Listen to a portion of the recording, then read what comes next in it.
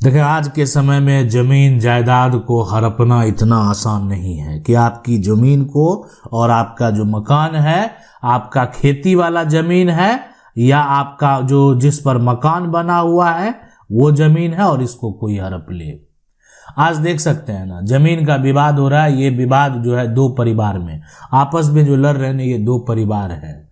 कब्जा है और एक के पास कागजात नहीं है। और ये कागजात नहीं है तो कहने का मतलब है कि आप सोच रहे होंगे कि कब्जा कर लिया है, जमीन का कागजात नहीं बना है। देखें, सब तो एक ही जब परिवार के लोग हैं तो कानूनी तौर पर इस संपत्ति के, और ये सबसे महत्वपूर्ण बात है, कानूनी तौर पर इस संपत्ति के सभी हिस्सेदार है। और अगर ये संपत्ति का सभी हिस्सेदार है तो कानूनी तौर पर सबका अधिकार है। सब हिस्सेदार तो सबका अधिकार। तो अगर सबका अधिकार है तो इसमें अगर कोई ये करे कि जमीन पर यहां पर कब्जा कर ले, कब्जा यहां पर जो है कर ले और कब्जा छोड़ने को तैयार नहीं है, ये बहुत सारे लोगों के साथ समस्या है, बहुत सारे परिवार के साथ समस्या है। और उनका जो ये समस्या है ना कि कब्जा है, कागजात नहीं है, आखिरकार कागज कैसे बनेगा।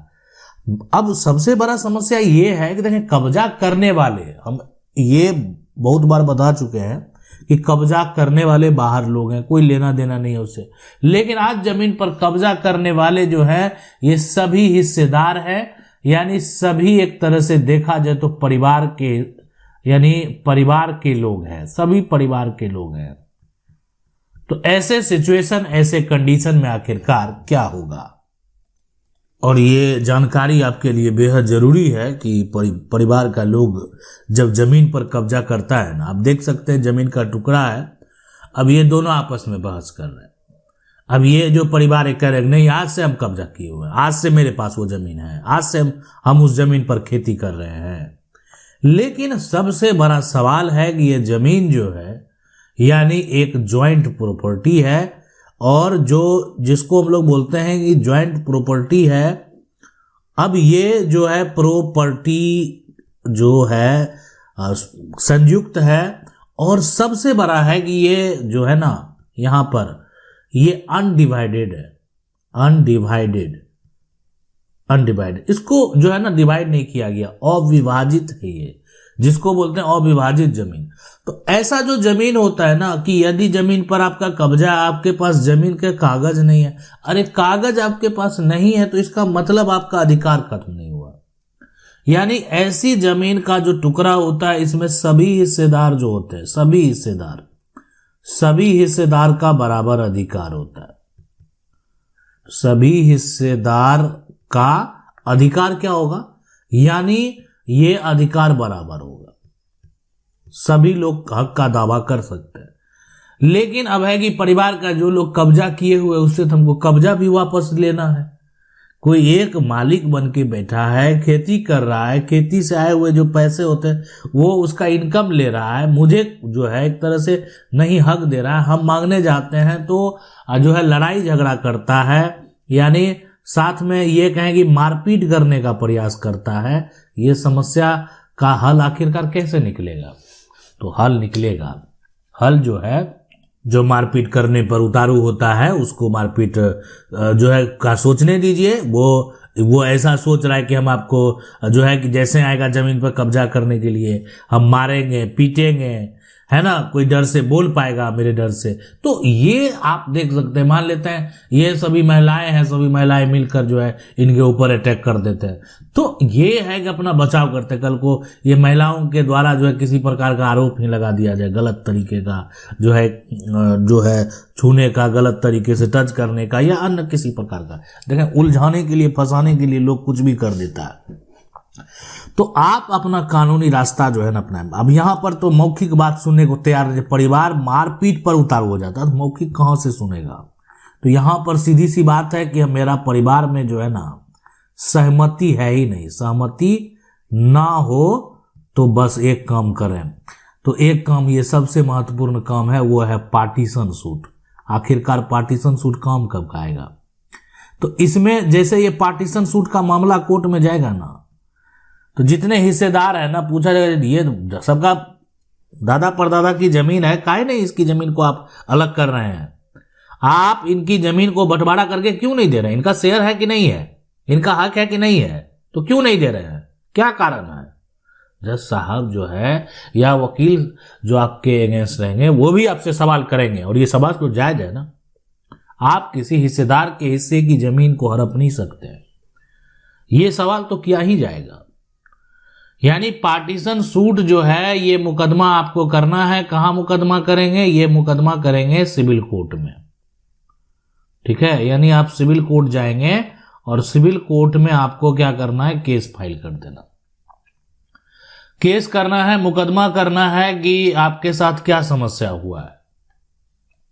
तो इसलिए देखें कागजात है नहीं है, मान लेते हैं कागजात ऐसा नहीं है कि मान लेते कागजात आपके दादा के नाम है, कागजात आपके परदादा के नाम है, तो ऐसा थोड़ी कि आपके पास कागजात नहीं है। दादा के नाम है, परदादा के नाम है, तो भी तो आप ही के पास कागजात है। आप उस परिवार के उत्तराधिकारी है, तो आप हकदार हैं। अब कोई गलत तरीके से अगर कागजात बना लिया है तो इसका मतलब ये नहीं है कि जो गलत तरीके से, मान लेते हैं दादा परदादा का जो है जमीन है, उनका नाम जमीन का खतियान में दर्ज है, खतियान जो है उनके नाम से है। अब कोई हिस्सेदार क्या, एक हिस्सेदार क्या किया? जमीन का जमाबंदी कायम करा लिया। जमाबंदी जो है एक तरह से एक हिस्सेदार अपने नाम पर कैसे कराया पता ही नहीं चला। एक हिस्सेदार जो है अपने नाम से, आज भी खतियान किसके नाम? दादा परदादा के नाम। एक हिस्सेदार क्या किया है पता है? जमीन का जमाबंदी अपने नाम से जो है करा लिया है। आज जमीन का रसीद जो है उसके नाम से कट रहा है, और आप घर बैठे ये सोच रहे हैं कि जमीन का रसीद उसके नाम से कट रहा है। तो देखें ये जो समस्या है ना कि जमीन का रसीद अगर वो कटा रहा है, जमीन का जो एक तरह से मोटेशन अगर उसके नाम से हो रहा है, ऐसे सिचुएशन, ऐसे कंडीशन में आखिरकार क्या होगा? और जब रसीद किसी का कटने लगता है ना तो वो ये सोचता है ना कि हम तो जमीन का रसीद कटा लिए हैं। एक तो यहां पर उसका जो है वो क्या किया, जमीन का रसीद भी कटा लिया, मतलब रसीद कटा लिया, और साथ में क्या किया कि जमीन कब्जा भी कर लिया। अब आप सोचें किसी का रसीद कट रहा है और जमीन यहां पर कब्जा में है, तो कोई लोग सोचेगा इसी के हिस्से का जमीन है ये, कि वो क्या किया, वो जमीन का रसीद भी कटा लिया, जमीन उसी के कब्जे में है। लेकिन ऐसा जो है ना, ये कोई जरूरी नहीं है।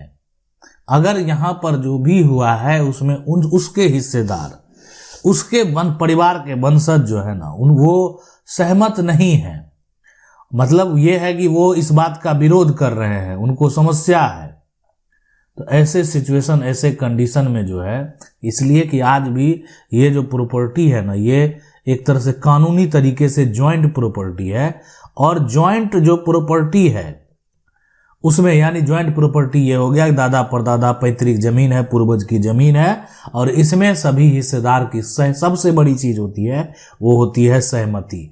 अगर यहाँ पर जो है सहमति नहीं है तो ऐसे सिचुएशन में आप कैसे भी अपना नाम पर करा लेंगे ना, कानूनी तौर पर यह दावा खारिज हो जाएगा। हाँ, ये होगा कि आप अपने नाम पर कराए और आपका परिवार का लोगों ने सहमति दिया था और ऐसे कागजात हैं, और वो जो है ना, जो वो व्यक्ति जो है जो आज दावा कर रहा है वो भी अपने नाम पर जमीन कराए हुए है। तो इसका मतलब है एक समय में वो सहमति देता है, दूसरे समय में सहमति वापस लेना चाहता है, ऐसा कदापि नहीं होगा।